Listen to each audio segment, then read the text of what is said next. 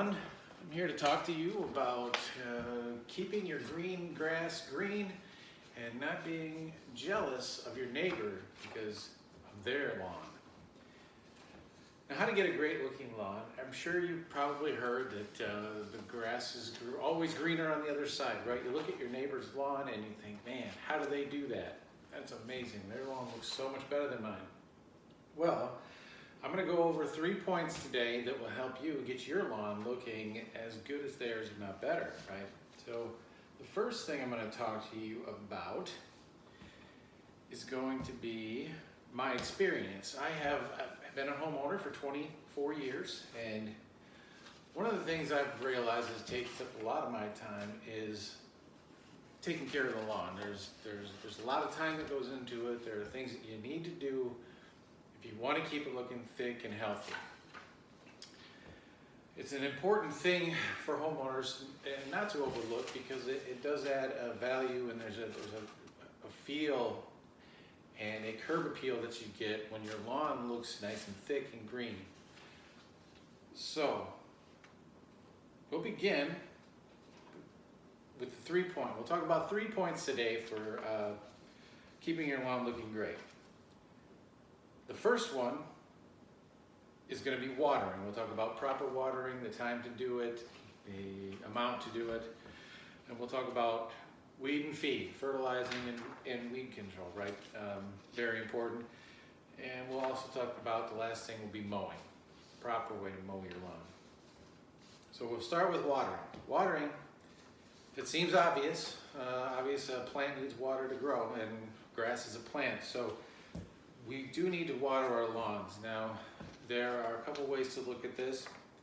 You can use Mother Nature, rain, and it rains regularly in most places, although probably not on your own schedule and not on the schedule that you need to keep your lawn healthy, unless you're really lucky.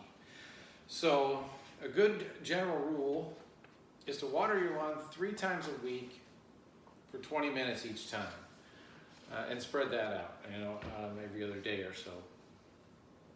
Now, obviously, if it's warmer, if you live in a hot climate, you're going to want to water a little more often, right? So maybe more often instead of more water.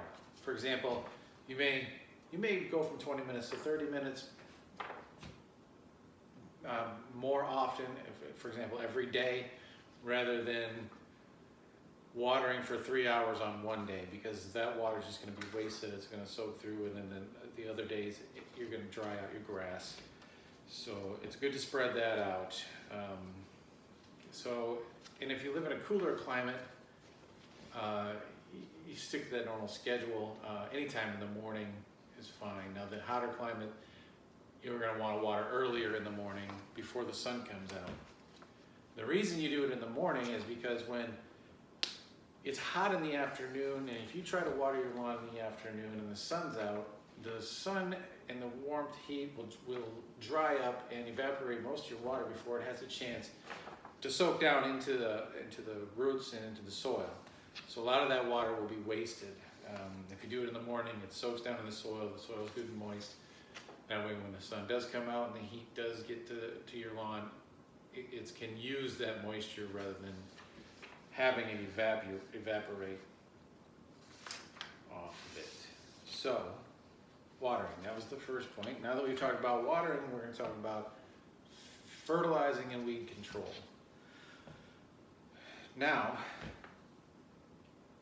this is a very key point to keeping your lawn thick and having a green lawn that homeowner can be proud of. So what fertilizer can do, which there's generally enough nutrients in your soil for grass to grow if it has proper watering. Although fertilizer will add to those nutrients, and it may put nutrients into your soil that your soil is missing. And with that, the grass will be able to thicken. It will take a deeper green color and will look a lot better.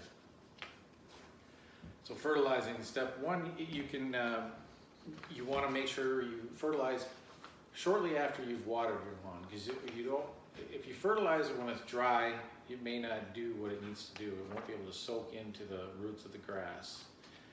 So you're going to want to water thoroughly a day before, a day or so before you put your fertilizer on. And there are a couple ways to do this with the fertilizer. You can use dry granules, which come in a lot of different size bags. And then there are two ways to apply them. There's the push spreader, which is probably the most efficient, takes a little less time.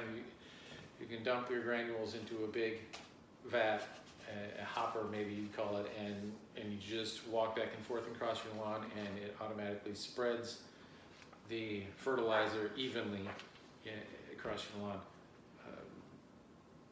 And there are different settings on those, and you can set them to apply more fertilizer or less. To determine that, there's usually instructions on the bag that will tell you exactly where to set your spreader. The other option is a hand spreader, which it works just as well. It's just going to take you more time. It's a smaller hopper, and you'll do more walking around, but it will work. The other way to apply fertilizer is a liquid fertilizer, which is again does the same thing, but it's just a different way to apply it. So you can use there's a couple different ways. There are tank sprayers where you'll have to usually mix a concentrated fertilizer with water, and you'll mix it up, and then you have to pump your sprayer up and walk around and hand spray that way. And then there's also the kind that you can hook onto the end of your hose and turn your hose on. It automatically distributes the right amount of fertilizer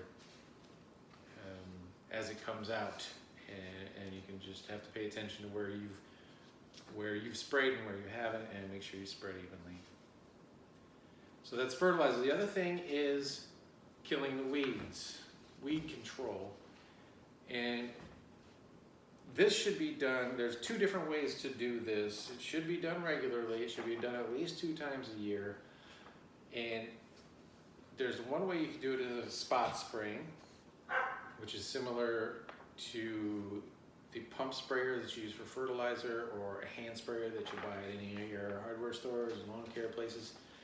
And walk around, if you see a weed, you just spray it. It's called spot spraying. You find the spot, you spray it, and then you move on to the next one. The other way is to completely apply a weed killer to the entire lawn, which I think is the more effective and better option, because there may be weeds growing under the surface of the grass that you don't see, that you maybe won't have a chance to spot spray because they're not in an area where you can see them yet. So the best option is to either spray the entire lawn, or you can apply the granules to the entire lawn to keep your weeds down.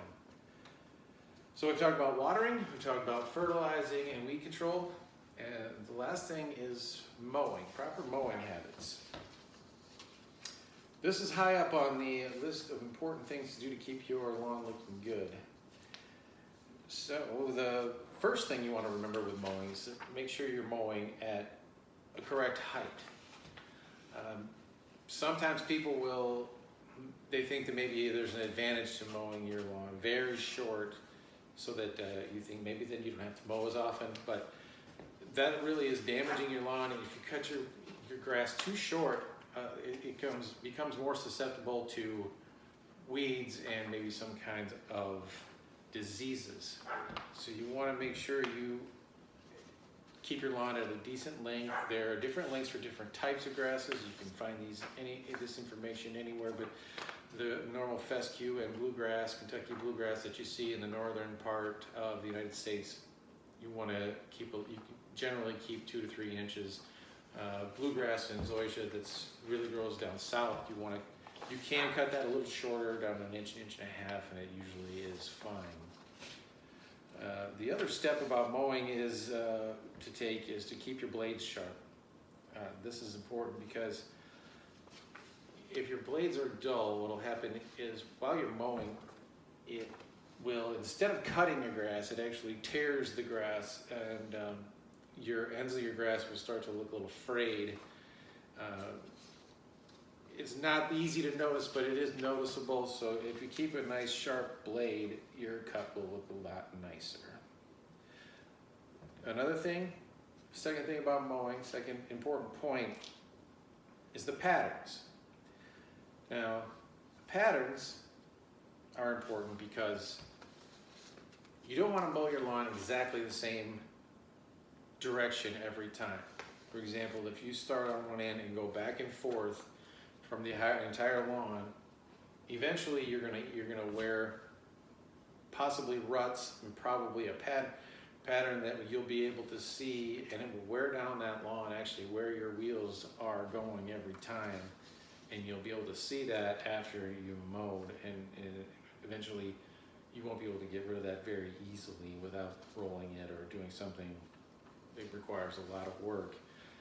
So you want to change it up. If you're going to go back and forth one direction all the way across one time, then maybe next time you go diagonally from one corner to the next and move all the way through your lawn that way. And if you keep alternating every time, the lawn you won't wear these pattern lines into your lawn. And so those are the three main points. We talked about watering, and we talked about fertilizing and weed control, and then we talked about mowing. So if you can remember these three main points and apply the steps properly, like we've talked about today, you'll be on your way, the grass being greener on your side.